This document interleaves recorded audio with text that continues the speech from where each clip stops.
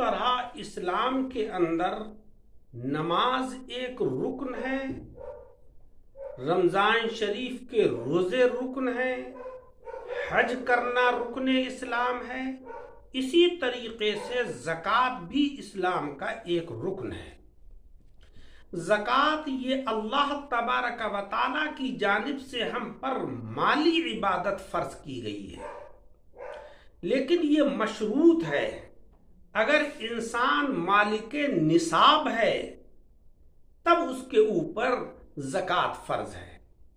मालिके निसाब का मतलब ये है कि अगर किसी इंसान के पास 7.5 तोला सोना और उसके अलावा और कुछ नहीं है, सिर्फ सोना ही सोना है, तब तो उस सोने के ऊपर ज़कात फ़र्ज होगी और उसका 40वां हिस्सा जो है वो गुरबा और मसाकीन को देना होगा।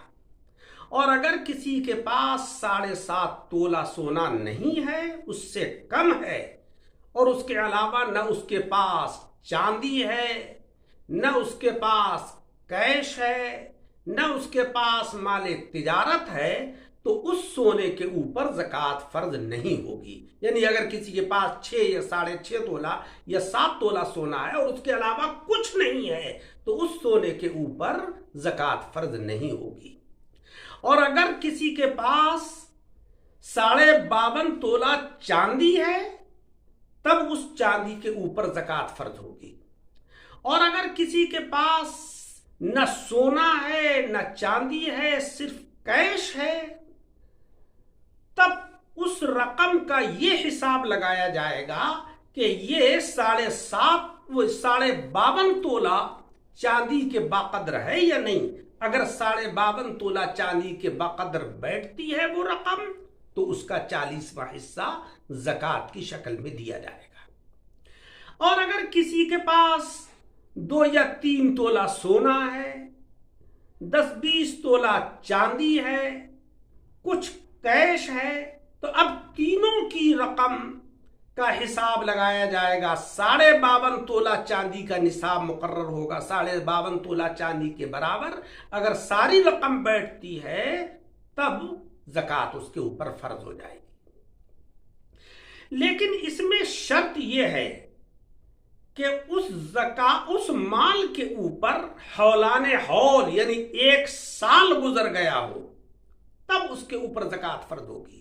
अगर किसी के पास आज ही कोई रकम आई, या आज ही उसके पास 7.5 तोला सोना आया, या 52.5 तोला चांदी आई, अभी उसके ऊपर 1 साल नहीं गुजरा है, तब उसके ऊपर ज़कात फ़र्ज नहीं है। और जैसे ही पूरा साल गुजरेगा तब उसको हिसाब लगाना होगा, उसके ऊपर कोई कर्ज हो तो उसको निकालना होगा, और उसके बाद 40वां हिस्सा गुरबा और मसाकीन को देना होगा।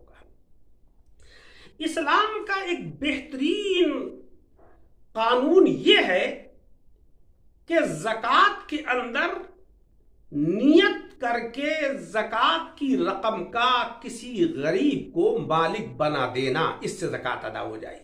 ये जतलाने की ज़रूरत नहीं है कि साहब ये ज़कात की रकम है, ये कहने की कोई ज़रूरत नहीं है। आप ज़कात जिसको भी दें, बस नियत कर लीजिए और उस रकम का उसको मालिक बना दीजिए, ज़कात अदा हो जाएगी। ज़कात किन लोगों को दी जाए, इस चीज़ के अंदर हम बड़ी बेतवज्जोही का मुजाहरा करते हैं। भाई, जब हम नमाज पढ़ते हैं तो उसमें जगह का भी ख्याल करते हैं, पाक साफ होना चाहिए। अपना लिबास भी देखते हैं कि पाक साफ है या नहीं। हम सारे शराइत को बड़ी तवज्जो से देखते हैं। इसी तरह जब हम रोज़ा रखते हैं उसमें भी पूरा ख्याल रखते हैं कि हमारा रोज़ा ख़राब ना हो जाए। लेकिन ज़कात की अदायगी में हम इस चीज़ का ख्याल बहुत कम रखते हैं। बाज़ लोग तो ऐसे लोगों को दे देते हैं कि जो वो ज़कात लेने के मुस्तहिक नहीं। ज़कात के अंदर सबसे पहला हक जो है वो ज़विल कुर्बा, यानी वो कराबतदार, वो रिश्तेदार कि जो ज़कात लेने के मुस्तहिक हैं, जो मालिक निसाब जो है नहीं है, उनको ज़कात देना चाहिए। اور زکوٰۃ جو ہے اس میں نے پہلے عرض کیا کہ بس نیت کر کے اس رقم کا مالک بنا دیجئے، زکوٰۃ ادا ہو جائے گی۔ لیکن قرابت دار جو ہوں اس میں اس چیز کا دھیان رکھا جائے کہ وہ قرابت دار اصول اور فروع نہ ہوں۔ اصول کا مطلب یہ ہے کہ باپ دادا، نانا نانی، پردادا پردادی، یہ اصول کہلاتے ہیں۔ یہ لوگ جو ہیں نہ ہوں، ان کو اگر زکوٰۃ دی تو وہ زکوٰۃ ادا نہیں ہوگی، کیونکہ والدین، دادا دادی، نانا نانی، پرنانا پرنانی یہ اصول ہیں، ان کو زکوٰۃ نہیں دی جا سکتی۔ اسی طریقے سے فروع کو بھی زکوٰۃ نہیں دی جا سکتی۔ بیٹا بیٹی، پوتا پوتی، نواسا نواسی، یہ فروع ہیں، ان کو بھی زکوٰۃ نہیں دی جا سکتی۔ اسی طریقے سے وہ حضرات کے جو سادات کرام ہیں ان کو بھی زکوٰۃ نہ دی جائے۔ اس چیز کا بھی خیال رکھا جائے کہ اگر ہم مدارس اسلامیہ کو زکوٰۃ دیتے ہیں تو یہ بھی دیکھیں کہ وہ مدارس ان کا وجود ہے بھی یا نہیں۔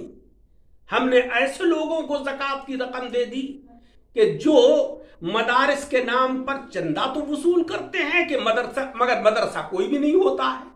تو اس چیز کا بھی ہم دھیان رکھیں اور مدارس اسلامیہ کو بھی زکوٰۃ دیں، کیونکہ اگر ہم ان کو زکوٰۃ کی رقم نہیں دیں گے تو پھر دین کی تبلیغ کیسے ہوگی؟ لہذا اللہ تبارک و تعالیٰ کی بارگاہ میں دعا ہے کہ مولا رب العزت ہمیں اسلام کے اس رکن یعنی زکوٰۃ کی ادائیگی کی توفیق عطا فرمائے، کیونکہ زکوٰۃ کے معنی ہے پاکیزگی، اور جب مال کی زکوٰۃ ادا ہوتی ہے تبھی وہ پاک و صاف اور منزہ ہوتا ہے۔ اس چیز کا ہمیں پورا خیال رکھنا چاہیے۔ اللہ تبارک و تعالی ہمیں عمل کی توفیق عطا فرمائے۔ آمین بجاہ النبی الکریم۔